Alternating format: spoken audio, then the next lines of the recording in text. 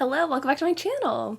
In today's video, I'm going to be talking all about the best books that I read in 2022. I'm so excited to be sitting down and making this video because honestly, who doesn't want to talk about books that they love for however long this video lasts? I had a hard time narrowing down the books that I would select because I feel like I had a lot of 5-star reads this year. And actually, when I tallied them up compared to prior years, 2021 and 2020, I actually realized I had considerably less 5-star reads this year. But I think I have more like all-time favorite romances as a result of the books that I've read this year. I found new favorite authors, and in general, I just feel like my reading time this year has been much better than it has been in previous years. I've definitely read less in terms of volume. A lot of the books that I've read I've really enjoyed, and so I had a really hard time narrowing this list down. I'm going to tell you my top 6 favorites, and then I'm going to tell you, I think, about 5 honorable mentions as well that like didn't quite make it to those top spots, but are still books that I think you should check out. I'll leave links in the description to all of these books if you would like to check them out for yourself. I make a small commission if you do decide to buy through those links. So not only are you treating yourself to some delightful, mostly romances, you're also helping support my channel. So without further ado, let's get into the best books that I read in 2022. First up, we have an Ali Hazelwood book, which honestly makes me laugh every time I think about it. I feel like I've heard so many people, especially lately, reading this book and really disliking it. I get it. Like, I didn't think that I liked Ali Hazelwood that much. I liked Love Hypothesis, but I was like, I don't think she's a new favorite author. And then I read Love on the Brain, and I'm sorry, but it just worked for me. I absolutely adored this book, and hearing so many people talk down on this book, I think solidifies why I love it. And I think if my love for a book can withstand the criticism of people I really trust and respect, I know it's here to stay. It's here to stay on my favorites of all time, I think. So this book is about Bee, who is a neuroengineer the size of one of those early Polly Pockets, with a penchant for galaxy leggings and passing out at inconvenient times. She's landed her dream job at NASA. She's going to be making these like brainy space helmets for astronauts. But mean professional nemesis and jolly green giant Levi is there to stand in her way and call her ugly behind her back. Okay, except he's secretly in love with her and actually wants to shuck her sweet corn. Oh, and they also have like academic Twitter accounts where they are best friends. They DM each other kind of every day, but they don't know who the other person is IRL, which is my favorite form of secret identity. It's like, let's get to know each other in a different setting, and then we have to like reconcile that with our real life personas. I love that. Not like lying to the person you're with about like your actual identity, but like having other facets to your personality that we just haven't seen in real life in a non-online setting. Oh, I love that. It had me giggling, it had me kicking my feet, even though the ending of this book is absolutely ridiculous. I have nothing to say about that. Like, I can't excuse the ending of this book, but it was fun and I just didn't care. A big lesson for me this year with this book, and just in general, like a lot of the books on this list, is that I can love a rom-com, even a traditionally published one, and that just because a book is fun and not angsty doesn't make it a bad one. So basically, I'm stupid and I'm proud. Next up, we have the only non-romance book on this list. It was kind of hard, honestly, narrowing books down and deciding like, okay, how many romances can really make this list? But this book really stood out to me and I feel like I had to put it on my favorites of the year, and that is Killers of a Certain Age. This book was not on my radar at all this year, but I ended up choosing it as a book of the month selection. I could not be more pleased with that selection. I picked it up and I literally could not put this book down. It's about our 4 main characters who are deadly assassins in their 60s, and they are on their way to retirement. Their employer, the museum, it's like a secret code name, I guess, for this non-governmental agency. The museum ends up sending them on a retirement cruise. How sweet of them. But when they're on the cruise, they realize that there are people on the cruise that are out to kill them, and they're wondering why and who is doing this. And so the book from that moment becomes this wild chase. These women are trying to outsmart the people that are after them, and we get some kind of splices of the training that they received so many years ago, and it was just so delightful. I'm definitely someone who tends to, I would say, steer clear of the incredibly gruesome thrillers. I know that's so popular.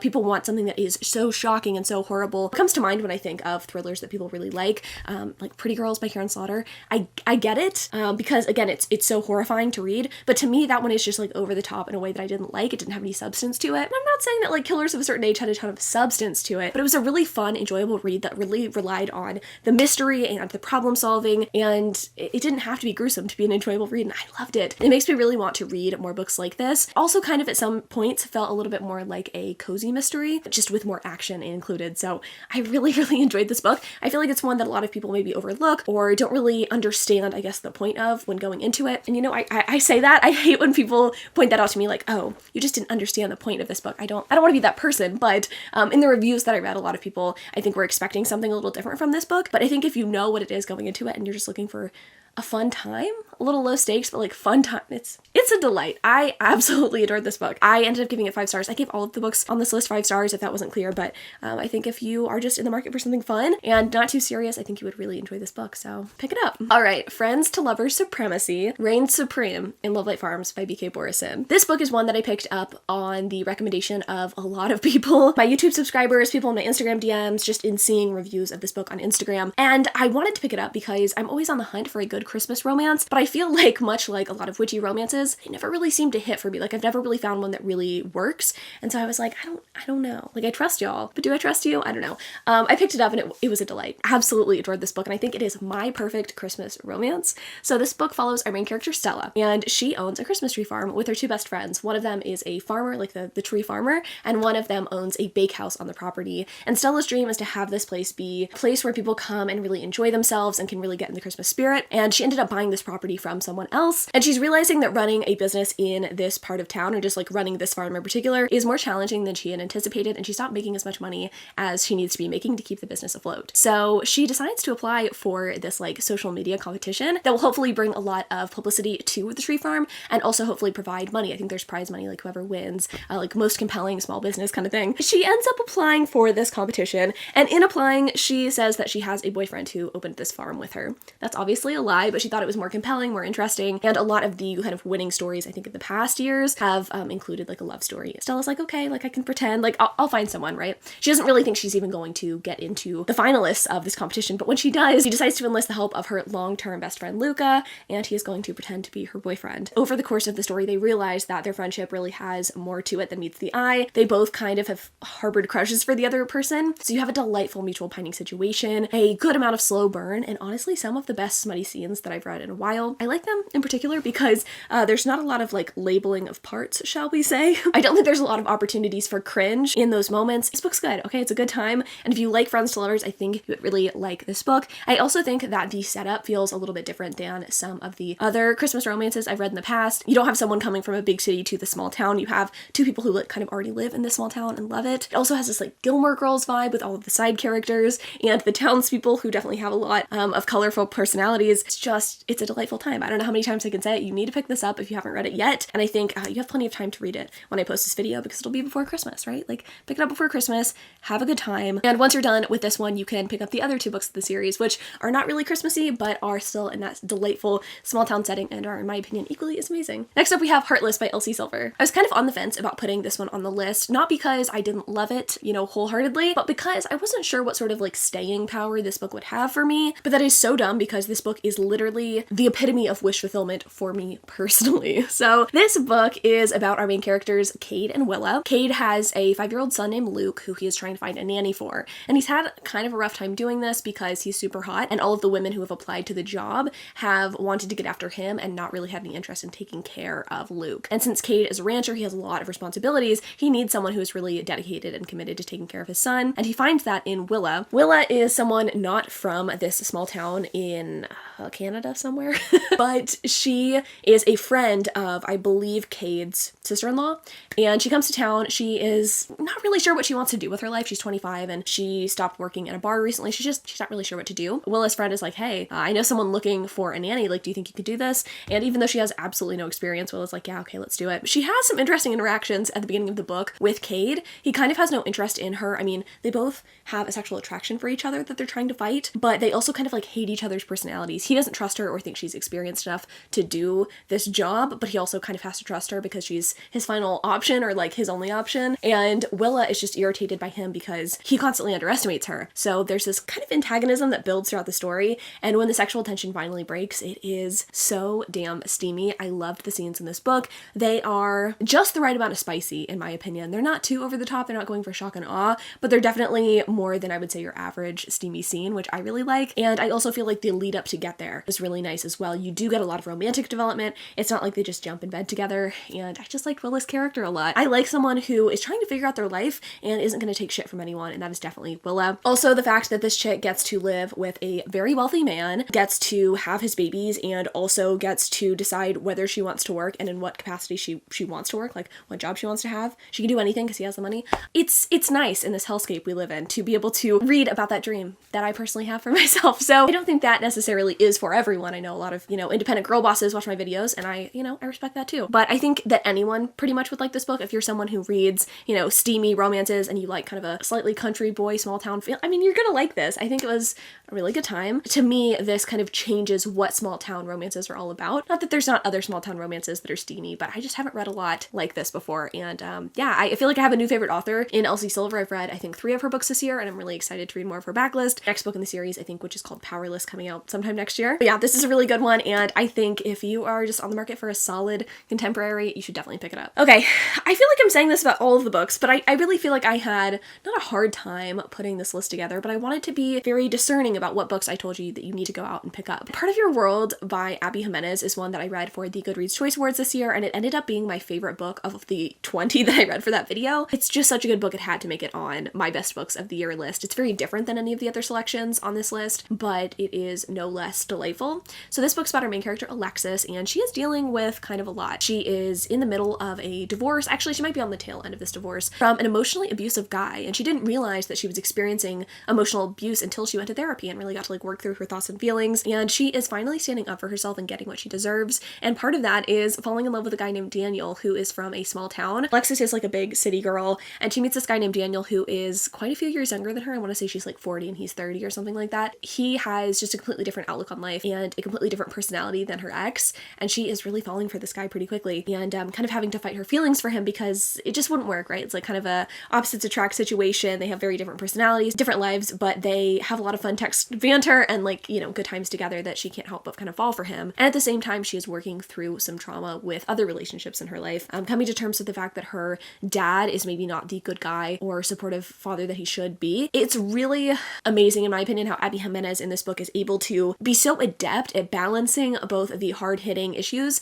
that Alexis is going through with these really sweet, tender moments and rom-com funny bits with Daniel. By the end of this book, honestly, I did tear up, and I was also just shocked at how much I enjoyed it and how much I think this book is going to stick with me. And I feel like this book is what I wanted prior Abby Jimenez books to do for me. I think she, in all of her books, tries to put harder hitting issues in her rom-coms to make them feel more grounded in reality, to have humor, I guess, to play against those harder hitting moments. And I really respect that. I just haven't liked any of her other books in the past, to be honest. They haven't gone deep enough for me, and I haven't really felt emotionally attached to any of her other characters. But this book is such a standout. I really think you need to pick it up. And I feel like this is one that you would like if you are someone who, again, likes an emotional romance, but also if you're just going through a hard time in your life and you're feeling maybe a little downtrodden and not believing in love anymore. This book to me is a balm to the soul, and it's a delight. It's a 5-star book for me, and I think that you would have a good time with it. All right, and lastly, I think this might be my favorite book of the year, but don't quote me because all of these books are fantastic, and I have a hard time picking number one, but Waking Olivia by Elizabeth O'Rourke was a book that really caught me by surprise this year. Now, I picked up A Deal with the Devil kind of on a whim this year. That was the first Elizabeth O'Rourke book that I read, and I absolutely adored it,